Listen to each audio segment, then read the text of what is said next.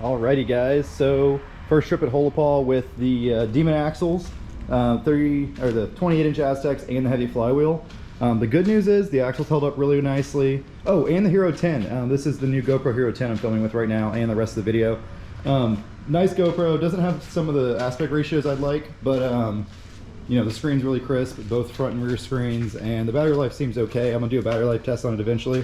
But the bad news is I bent a wheel pretty badly, and it started to leak on the way out. Made it to the trailer, and then once I loaded it put it in the garage, it came off the wheel. This bead's still intact, but yeah, so that sucks. The front wheel also got bent, so I hit something, probably like a cypress knee. This usually doesn't bend a wheel, but these wheels are pretty pathetic. Obviously very soft metal.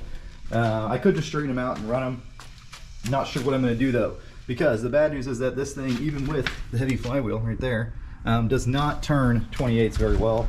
Yeah, you'll see in the video it wanted to stall out, and I had to feather the clutch a little bit and then water. It's fine in two-wheel drive, and it's fine in four-wheel drive if the mud's not completely over the tire.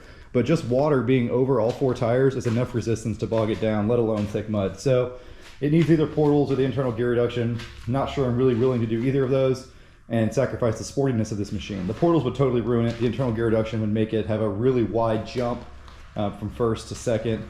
It's already a big jump. And even if I did the wide ratio kit with a higher fifth gear, it's gonna lose some top speed. So I'm not sure what I wanna do. I might just put these tires back on it for now and enjoy it like that. It's nowhere near being able to run these 32-inch paddles, unfortunately. So I'll probably get a Pioneer for mud and keep this thing for drifting around the yard and doing fast sports stuff. But as far as being waterproof so far, no issues with the screen going under. It's still nice and functional. Snorkel's working good, everything seems watertight. I checked the diffs, the engine oil, the transmission fluid, everything's clean. So far it's waterproof and everything, it just doesn't have the torque required.